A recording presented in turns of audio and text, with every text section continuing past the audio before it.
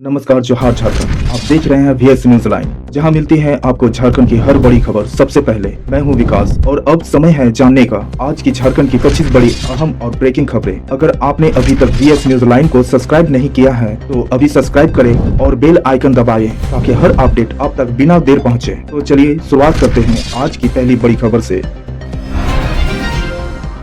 अमृत भारत का जबरदस्त craze. Booking शुरू होते ही वेटिंग लिस्ट धनबाद होकर चलने वाली हावड़ा आनंद विहार अमृत भारत एक्सप्रेस के लिए टिकट बुकिंग शुरू होते ही यात्रियों में जबरदस्त उत्साह देखा। 22 जनवरी से शुरू होने वाली इस ट्रेन की पहली दिन की टिकटें तुरंत वेटिंग लिस्ट में चली गयी। प्रधानमंत्री मोदी 18 जनवरी को इसका उद्घाटन करेंगे।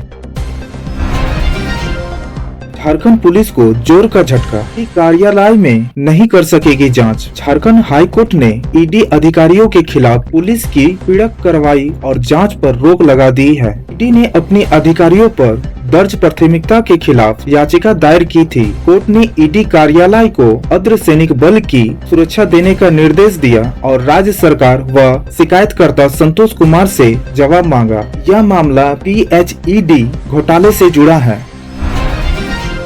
झारखंड में भी बन सकता है डिफेंस कॉरिडोर। हेमंत सरकार दिखाई इच्छा शक्ति। केंद्रीय रक्षा राज्य मंत्री संजय जेठ ने जमशेदपुर में डिफेंस एक्सपो में कहा कि झारखंड में खनिज और बेहतर माहौल है, इसलिए यहाँ उत्तर प्रदेश और तमिलनाडु की तर्ज पर डिफेंस कॉरिडोर बन सकता है। उन्होंने राज्य सरकार से इच्छा शक्ति दिखाने, बेहतर इंफ्रास्ट्रक्चर और कानूनी व्यवस्था बनाने की अपील की। मुख्यमंत्री की अनुपस्थिति पर चिंता जताई और उद्यमी गौरव गांधी के अपहरण पर भी दुख व्यक्त किया, जिससे निवेशकों का मनोबल टूटता है।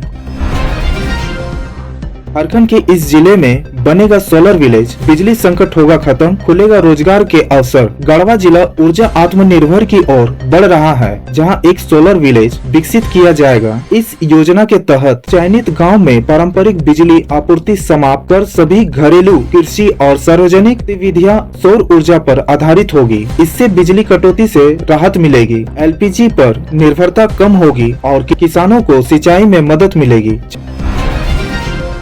झारखंड के 119 विद्यालय को मिलेगा मुख्यमंत्री स्वच्छ विद्यालय पुरस्कार। गिरिडीह के चयनित स्कूलों में उत्साह। गिरिडीह जिले के 8 सहित झारखंड के कुल 119 विद्यालय को मुख्यमंत्री स्वच्छ विद्यालय पुरस्कार के लिए चुना गया है। यह चयन 8 जनवरी को राज्य स्तरीय समिति की बैठक में हुआ। चयनित विद्यालय को स्वच्छ रहने के साथ साथ भविष्य में ग्रीन स्कूल के रूप में विकसित होने का निर्देश दिया गया है, ताकि वे जलवायु परिवर्तन की चुनौतियों का सामना कर सके। हाई कोर्ट पहुंच गया ईडी रांची पुलिस विवाद। अधिकारियों को मिली राहत। रांची में ईडी ऑफिसर पर पुलिस की कार्रवाई का मामला हाई कोर्ट पहुंच गया। ईडी अधिकारियों पर FIR दर्ज करने के मामले में कोर्ट ने रोक लगा दी और कहा कि ईडी ऑफिस पर पुलिस की रेड प्रथम दृष्टया पहले से प्लान की हुई लगती है। झारखंड बजट 2026 से 27 इस बार कुछ ऐसा होगा। अबुआ दिसुम बजट। राज्य सरकार के मंत्रियों ने रखी बात। झारखंड में अबुआ दिसुम बजट 2026 से 27 के लिए 2 दिवसीय बजट पूर्व संगठित शुरू हुई। वित्त मंत्री राधाकृष्ण किशोर की अध्यक्षता में 4 मंत्रियों और विभिन्न विभागों के प्रतिनिधियों के ने विचार रखे। इस बजट को राज्य के रजत जयंती वर्ष के लिए महत्वपूर्ण बताया गया। ग्रामीण विकास, कृषि, पर्यटन, सिंचाई और स्वास्थ्य जैसे क्षेत्रों पर विशेष जोर दिया गया, जिससे इंफ्रास्ट्रक्चर मजबूत करने और जनहितकारी योजना शामिल करने के सुझाव दिए गए। झारखंड में बच्चों की ट्रैफिकिंग, बाल विवाह और ऑनलाइन यौन शोषण रोकने के लिए AI आधारित टूल रक्षा लॉन्च किया गया है। जस्ट राइट फॉर चिल्ड्रन द्वारा विकसित यह टूल संवेदनशील इलाकों, परिवारों और ट्रैफिकिंग गिरोहों की पहचान कर समय रहते हस्तक्षेप में मदद करेगा। झारखंड के 24 जिलों में काम कर रहे 22 सहयोगी संगठनों को इससे बाल सुरक्षा मजबूत करने में सहूलियत मिलेगी। यह टूल 3 स्तरों पर काम करेगा। आर्थिक रूप से कमजोरी परिवारों की पहचान, ट्रैफिकिंग जैसे संगठित अपराधियों की रोकथाम और ऑनलाइन यौन शोषण से जुड़े हॉटस्पॉट की निगरानी। विशेषज्ञों के अनुसार रक्षा से राज्य में बच्चों के खिलाफ अपराधों में आई कमी को और तेजी किया जा सकेगा और हजारों बच्चों को सुरक्षित भविष्य मिल सकेगा। झारखंड लिक्विड स्कीम, गोवा में जमानत मिलने के बाद नवीन केडिया फरार, एसबीआई कर रही छापेमारी। झारखंड शराब घोटाले मामले में गोवा में गिरफ्तार छत्तीसगढ़ के शराबी कारोबारी नवीन केडिया जमानत अवधि समाप्त होने के बाद फरार हो गए हैं। 12 जनवरी को बेल खत्म होने के बाद उन्हें रांची एसबीआई के सामने पेश होना था, लेकिन वह नहीं पहुंचे। अब झारखंड एसबीआई उनकी तलाश में छत्तीसगढ़ के दुर्ग में छापेमारी कर रही है, लेकिन अभी तक उनका कोई सुराग नहीं मिला है। बिजली बिल का करंट, डीवीसी के नए प्रस्ताव से उड़ेगा बजट, किसे लगेगा ज्यादा झटका। उधर घाटी निगम ने झारखंड में बिजली उपभोक्ताओं पर महंगाई का अतिरिक्त बोझ डालने की तैयारी की है। निगम ने वित्तीय वर्ष 2026 से 27 के लिए बिजली टैरिफ में औसतन 45% बढ़ोतरी का प्रस्ताव JSERC के समक्ष रखा है। इससे धनबाद, बोकारो सहित डीवीसी कमांड एरिया के लाखों उपभोक्ता प्रभावित होंगे। LT कमर्शियल, HT और रेलवे उपभोक्ताओं के लिए दरें बढ़ेगी, जबकि LT घरेलू दरों में मामूली कमी का प्रस्ताव है। आम जनता से 6 फरवरी तक सुझाव मांगे गए हैं। स्वास्थ्य बीमा के लिए 50 करोड़ जारी, राज्यकर्मियों की बढ़ेगी स्वास्थ्य सुविधाएं। स्वास्थ्य विभाग ने राज्यकर्मी स्वास्थ्य बीमा योजना और अन्य योजनाओं के लिए 50 करोड़ रुपया जारी किए हैं। इसमें 25 करोड़ प्रीमियम के लिए है। झारखंड आरोग्य सोसाइटी अस्पतालों को आयुष्मान भारत मुख्यमंत्री जन आरोग्य योजना के तहत सूचीबद्ध करेगी। धनबाद सदर अस्पताल के उन्नयन के लिए 11.92 करोड़, गुमला के पालकोट में सामुदायिक स्वास्थ्य केंद्र के लिए 2.70 करोड़ और पूर्वी सिंहभूम के कोटका में स्वास्थ्य केंद्र के लिए 2.81 करोड़ रुपया स्वीकृति किए गए हैं।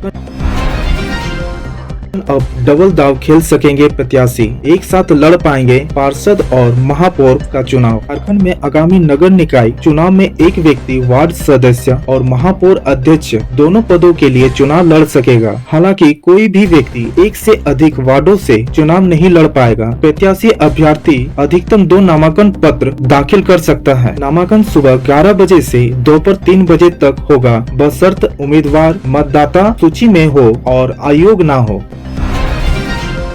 झारखंड चुनाव को ले दिया प्रशिक्षण, राज्य निर्वाचन आयोग ने कहा हर हाल में हो विवाद रहित निष्पक्ष चुनाव। राज्य निर्वाचन आयुक्त अलका तिवारी ने झारखंड में स्वच्छ, निष्पक्ष और शांतिपूर्वक निकाय चुनाव करने पर जोर दिया। उन्होंने निर्वाचित अधिकारियों को प्रशिक्षण दिया, जिसमें नियमों का कड़ाई से पालन, मतपत्रों से मतदान में सावधानी और आदर्श आचार संहिता लागू करने के निर्देश दिए गए हैं। उम्मीदवारों की शिकायतों पर त्वरित कार्रवाई सुनिश्चित करने को भी कहा गया, ताकि चुनाव विवाद रहित संपन्न हो सके। गोमो स्टेशन, जहां से नेताजी सुभाष चंद्र बोस ने शुरू की थी अपनी सहायक यात्रा। गोमो रेलवे स्टेशन भारत के स्वतंत्रता संग्राम के एक महत्वपूर्ण अध्याय का साक्षी है। 18 जनवरी 1941 की आधी रात को नेताजी सुभाष चंद्र बोस ने यहीं से अंग्रेजी हुकूमत को चकमा देकर कालका मेल पकड़ी थी। यह उनकी देश से बाहर निकलने की ऐतिहासिक यात्रा की शुरुआत थी। इस घटना की स्मृति में हर वर्ष 18 जनवरी को महानिष्क्रमण दिवस मनाया जाता है, जिससे अब पराक्रम दिवस के रूप में मनाया जा रहा है। जमशेदपुर का दबदबा, एक्सेट में प्रभाव प्रभजोत सिंह को 99.4 तो टाटा स्टील के मैनेजर हिमांशु को 99.3% लाई। जमशेदपुर के छात्रों ने एक्सेट 2026 परीक्षा में उत्कृष्ट प्रदर्शन किया है। प्रभजोत सिंह ने 99.4% और टाटा स्टील के मैनेजर हिमांशु कुमार ने 99.3% हासिल किए। शहर के लगभग 1200 परीक्षार्थियों में से 51 छात्रों ने 90 से अधिक परसेंटाइल प्राप्त किए। अब सफल छात्रों को XLRI और अन्य प्रमुख बिजनेस स्कूलों में प्रवेश के लिए ग्रुप डिस्कशन और पर्सनल इंटरव्यू से गुजरना होगा। झारखंड में अब मुफ्त में मिलेगा सर्वाइकल कैंसर का टीका, बाजार में 10,000 रुपया की कीमत। झारखंड सरकार ने महिलाओं में बढ़ते सर्वाइकल कैंसर की रोकथाम के लिए महत्वपूर्ण कदम उठाया है। अब 14 वर्ष की किशोरियों को ह्यूमन पैपिलोम वायरस का टीका मुफ्त मिलेगा, जिसकी बाजार कीमत लगभग 10,000 रुपया है। इस पहल के तहत जमशेदपुर में चिकित्सकों को प्रशिक्षण दिया गया। सर्वाइकल कैंसर HPV संक्रमण से होता है और भारत में इसके मामले काफी अधिक है। टीकाकरण से भविष्य में इन आंकड़ों में कमी आने की उम्मीद है। पैकेजिंग इंडस्ट्रीज में क्रांति। टाटा स्टील नीदरलैंड की TCCT तकनीकी बनी गोल्ड स्ट्रेट, अब कैसे होंगे सुरक्षित। टाटा स्टील नीदरलैंड ने TCCT तकनीकी से खाद्य पैकेजिंग में महत्वपूर्ण उपलब्धि हासिल की है। यह नई उत्पादन लाइन सुरक्षित, किफायती और पर्यावरण के अनुकूल डिब्बे बनाती है। यह पुराने रसायनों को हटाकर पैंट वॉशिंग की आवश्यकता समाप्त करती है, जिससे लागत और समय की बचत होती है। 100% रिसाइकलिंग योग्य यह तकनीक भविष्य के पर्यावरणीय कानूनों का पालन करती है, वैश्विक मांग पूरी करती है।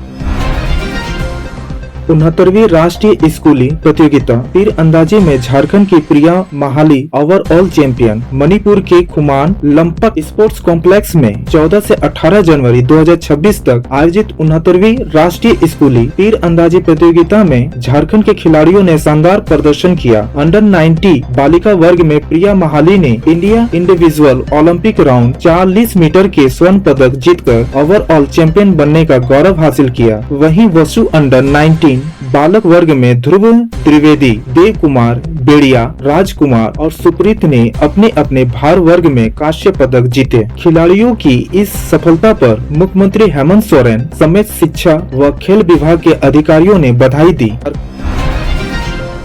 डीजीपी नियुक्ति में सुप्रीम कोर्ट के निर्देश का उल्लंघन, बाबूलाल मरांडी ने सीएम से की गलती सुधारने की अपील। नेता प्रतिपक्ष बाबूलाल मरांडी ने झारखंड सरकार की हालिया डीजीपी नियुक्ति को सुप्रीम कोर्ट के निर्देश का उल्लंघन बताते हुए कड़ी आलोचना की है। उन्होंने आरोप लगाया कि वीरता क्रम तोड़कर सेवानिवृत्त से एक दिन पहले कनिष्ठ अधिकारी को डीजीपी बनाया गया। मरांडी ने कहा कि राज्य में वरिष्ठ और योग्य IPS अधिकारी उपलब्ध होने के बावजूद उन्हें नजरअंदाज किया गया, जो यूपीएससी पैनल और राज्य की नियमावली के खिलाफ है। उन्होंने इसे पक्षपात बताते हुए पुलिस तंत्र में भ्रष्टाचार बढ़ने की आशंका जताई और मुख्यमंत्री से नियुक्ति की समीक्षा कर गलती सुधारने की मांग की।